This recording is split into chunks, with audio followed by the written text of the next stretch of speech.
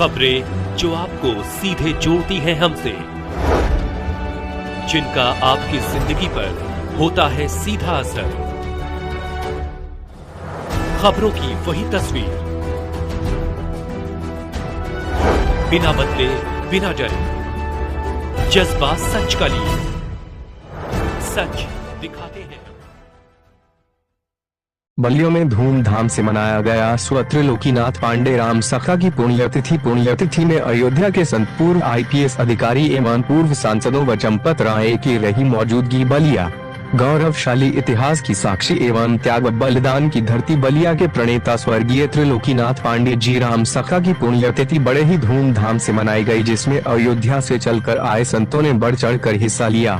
सबसे पहले पुण्यतिथि के अवसर पर संत समाज ने स्वर्गीय त्रिलोकीनाथ पांडे जी के चित्र पर पुष्प अर्पित कर दीप प्रज्वलित किया।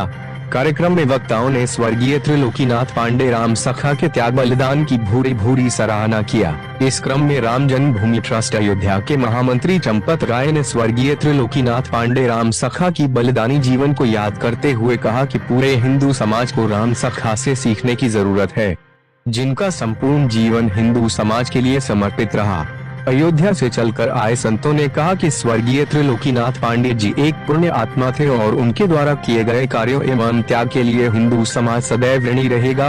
उनका संपूर्ण जीवन राम सखा के रूप में राम के प्रति समर्पित रहा। संतों ने कहा कि हमें खुशी होगी कि बलिया में स्वर्गीय त्रिलोकीनाथ पांडे जी राम सखा का स्मारक एवं उनकी प्रतिमा स्थापना हो। वही डॉक्टर भूपेंद्र सिंह ने कहा कि त्रिलोकीनाथ पांडे जी राम सखा का जीवन अनुकरणीय है। उनका संपूर्ण जीवन बलिया ही नहीं पूरे हिंदू समाज के लिए एक सीख है। श्री सिंह ने कहा कि सुप्रीम कोर्ट द्वारा स्वर्गीय त्रिलोकीनाथ पांडे जी को राम सखा की उपाधि से नवाजा गया है, जो कि बलिया के लिए गौरव की बात है। हमें उनके पुण्यतिथि के अवसर पर संकल्प लेते हुए समाज में शांति, सद्भावना, आपसी भाईचारा स्थापित करने के लिए समर्पित होना चाहिए, जिससे कि संपूर्ण समाज का कल्याण हो सके।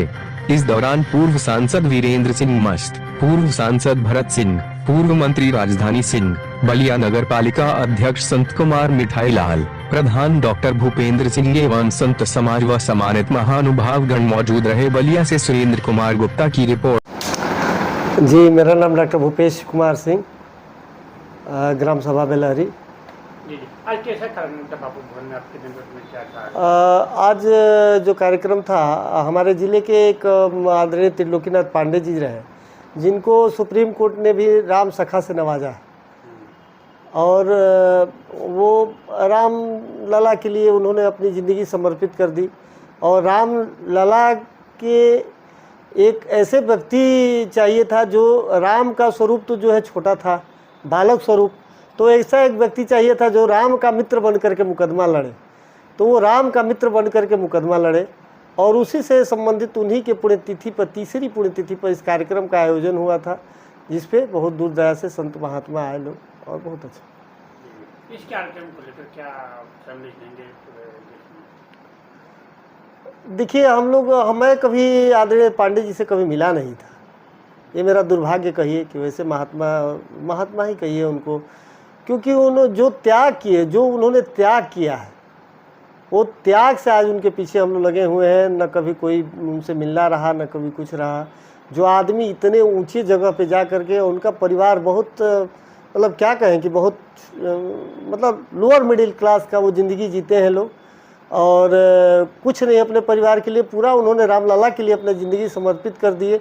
तो समर्पण की जो उनकी भावना थी, हम तो लोगों से यही कहते भी हैं, और आप तो देखे भी हैं कि एक लोगों के प्रति आपका समर्पण चाहिए। और जब तक त्याग आपका नहीं रहेगा समाज में, फिर उसका कोई मतलब नहीं। पैसा रुपया तो आते जाते रहेंगे।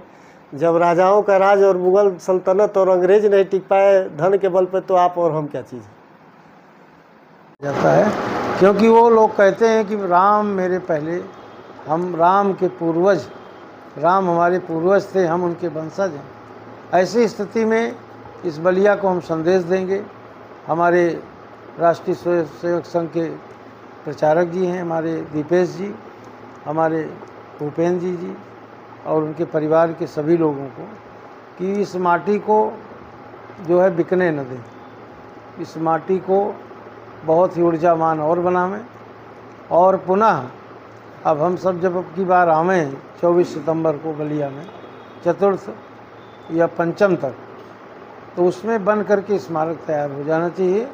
और मकराना मार्बल की एक उनकी 3.5 फीट की 5 फीट तक की खड़ी मूर्ति, क्योंकि उनकी तमाम खड़ी मूर्तियां हैं भी, उन फोटो को दे दें।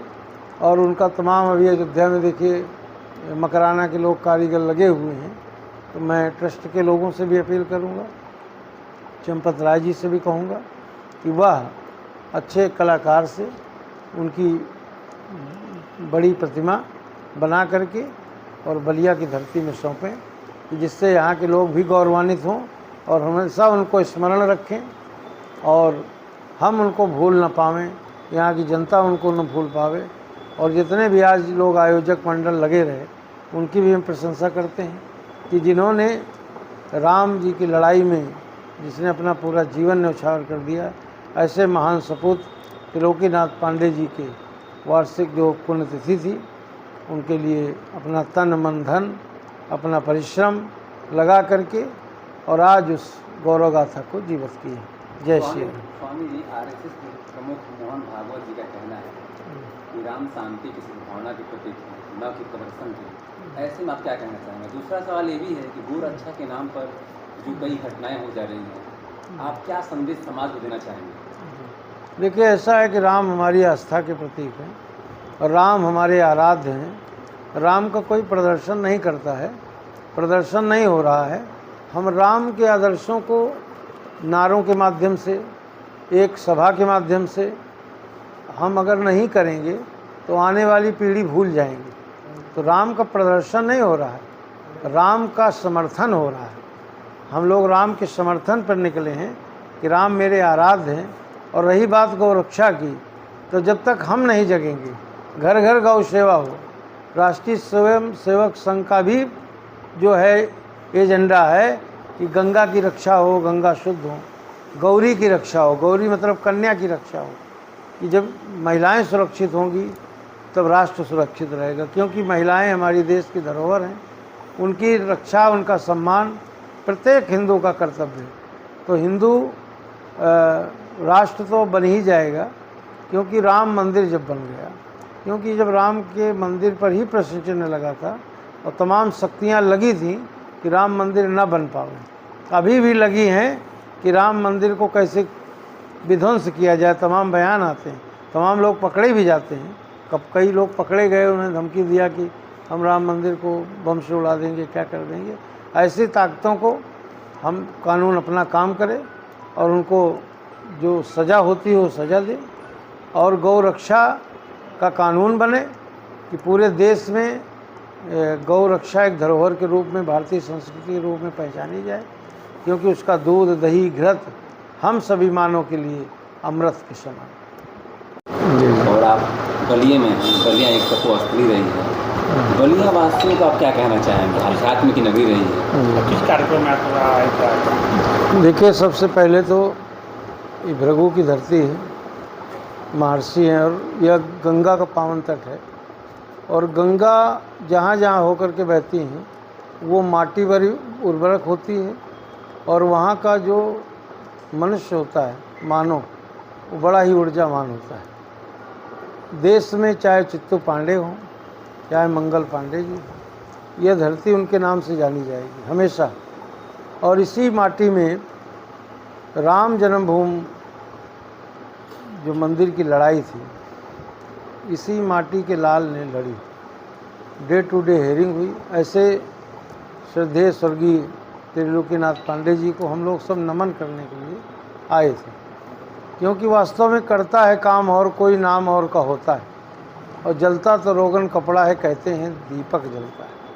वो दीपक की तरह आज हम लोगों के बीच में है और जीवंत है। ऐसा नहीं कि वो स्वर्गवासी हो गए तो नहीं, क्योंकि उन्होंने लड़ाई जीती और शिलान्यास के समय भी उपस्थित रहे हम लोगों के साथ। और बाद में अस्वस्थ होने के कारण वो जो है ट्रस्ट में अपना स्थान नहीं लिए, लेकिन उनकी पूर्ति माननीय चंपत जी ने ली और करके दिखाया भी। तो वास्तव में आज चंपत जी भी पधारे, जितेंद्रानंद सरस्वती जी भी आए।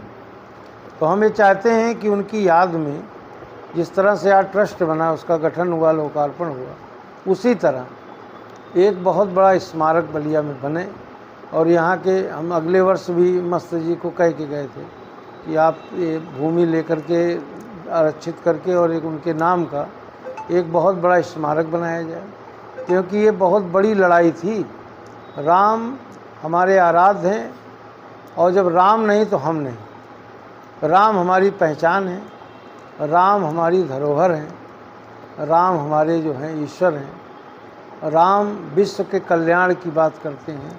राम को पूरी दुनिया मानती है, चाहे हिंदू हो चाहे मुस्लिम हो।